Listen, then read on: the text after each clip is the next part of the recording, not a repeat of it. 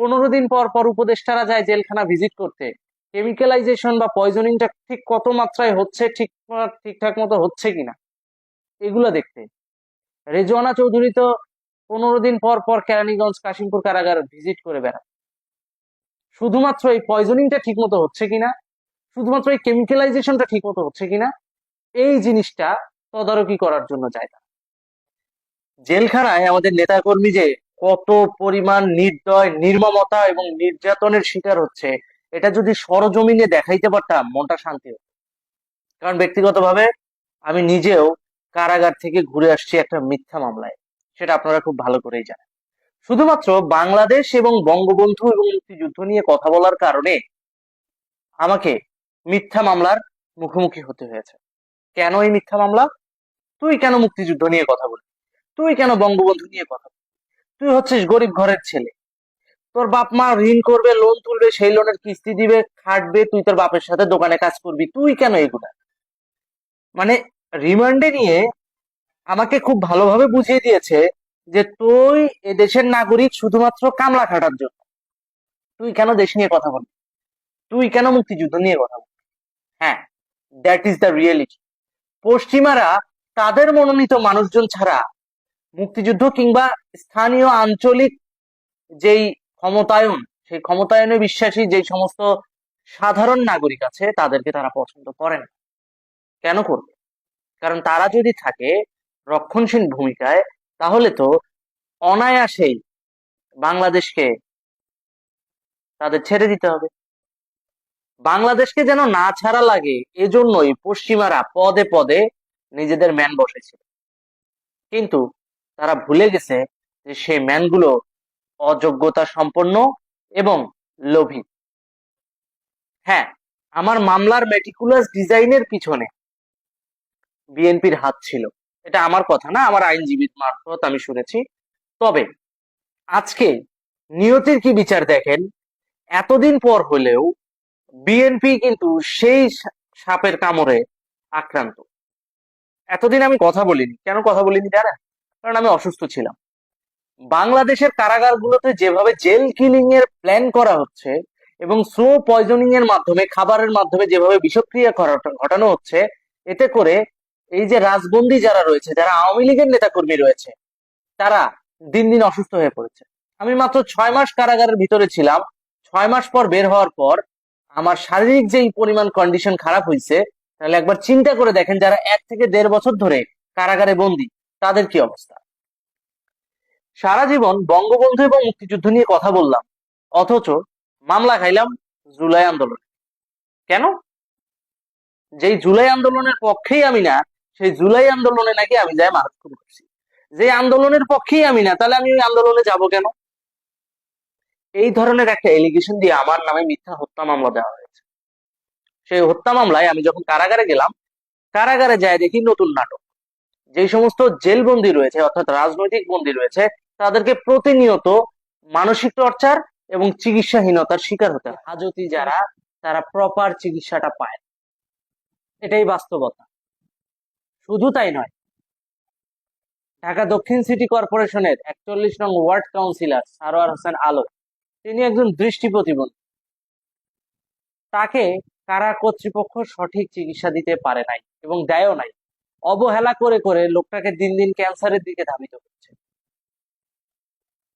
এই অবস্থা যদি চলতে থাকে হয়তোবা লোকটা বেশি দিন বাঁচবে, কিন্তু সে মরে গেলে জেল কর্তৃপক্ষের সর্বোচ্চ 2 টাকার কাগজ খরচ হবে, কিন্তু বাস্তবায়ন হবে ইউনিসের মেটিকুলাস ডিজাইন। প্রতিনিয়ত কারাগারের ভিতরে বন্দীদেরকে যে খাবার দেওয়া হয়, সেই খাবারগুলোতে কেমিক্যাল মেশানো হয়। দীর্ঘদিন এই কেমিক্যাল মেশানো খাবার খেতে খেতে একটা পর্যায়ে আসামিদের মস্তিষ্ক ড্যামেজ হয় এবং দীর্ঘদিন এই কেমিক্যাল যুক্ত খাবার খেতে খেতে বন্দীরা মানসিকভাবে যেমন ভেঙে পড়েন, তাদের মস্তিষ্ক যেমন ড্যামেজ হয়, ঠিক তেমনি তারা শারীরিকভাবে দুর্বল হয়ে পড়ে।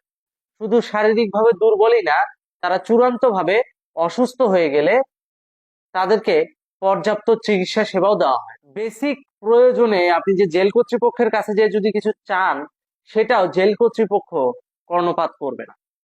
প্রতি সপ্তাহে একটা করে সুপার ফাইল হয়, সেই সুপার ফাইল নাম করে জাস্ট জেলার এসে পরিদর্শন করে যায়, গল্প করে যায়, কিন্তু বাস্তবতায় সেই ধরনের কোনো সুযোগ সুবিধা আসামিরা পায়। দীর্ঘদিন এই ব্যক্তি কেরানীগঞ্জ কারাগারে অসুস্থ অবস্থায় জীবনযাপন করছিল।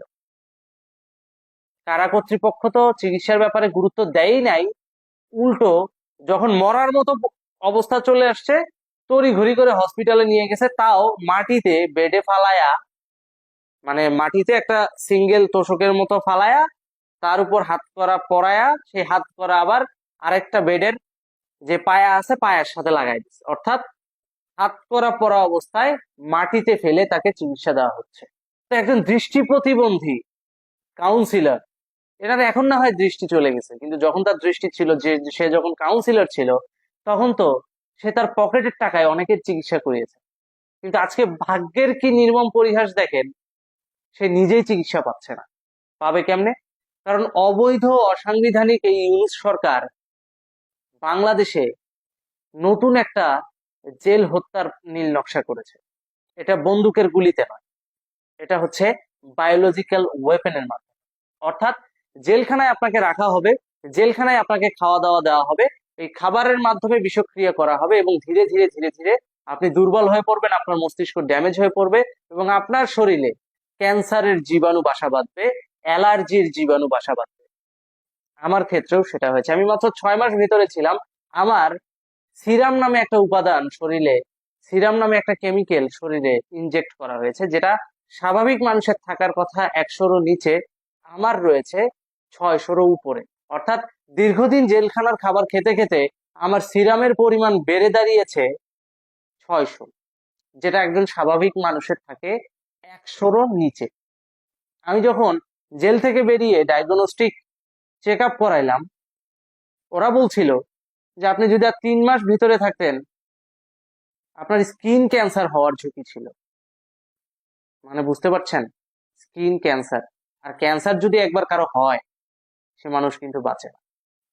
তো পাকিস্তানিরা যাওয়ার আগে বুলেট দিয়ে বুদ্ধিজীবী মেরে গেছে, কিন্তু পশ্চিমা এই দোসররা আপনাকে মারবেও না, গায়ে হাতও তুলবে না, বরং 3 বেলা আপ্যায়ন করে খাওয়াবে, ভালোভাবে সুন্দর ব্যবহার করবে, কিন্তু খাবারের ভিতর থাকবে পয়জন। ধীরে ধীরে মরবেন আপনি, ধুকে ধুকে মরবেন আপনি। শুধুমাত্র বঙ্গবন্ধু এবং মুক্তিযুদ্ধকে সাপোর্ট করার কারণে যদি ছাত্রলীগ যুবলীগের ভাই ব্রাদারদের শরীরে পয়জনিং করানো হয়, তাহলে এটা নিঃসন্দেহে প্রশ্ন ওঠে, এটা কি মানবাধিকার লঙ্ঘন নয়? এটা কি জেল কিলিং এর অংশ নয়? খেয়াল করে দেখবেন, আমি কিন্তু আগের মতো কথা বলতে পারি না, আমার কিন্তু কথার ভিতরে একটা ফামলিং চলে আসে। এটা ওই কেমিক্যালের প্রভাব, পয়জনের প্রভাব। এটা সেরে উঠতে একটু সময় লাগবে, চিকিৎসা চলছে, খুব শীঘ্রই হয়তোবা সুস্থ হব। সব মিলিয়ে একটা বাস্তবতার কথা কি, বাংলাদেশে জেলখানায় আমাদের আওয়ামী লীগ, ছাত্রলীগ, যুবলীগের ভাই ব্রাদাররা কেউই নিরাপদ না। তাদেরকে বাঁচাতে হলে আপনাদের সহযোগিতা লাগবে, জনগণের সাপোর্ট লাগবে।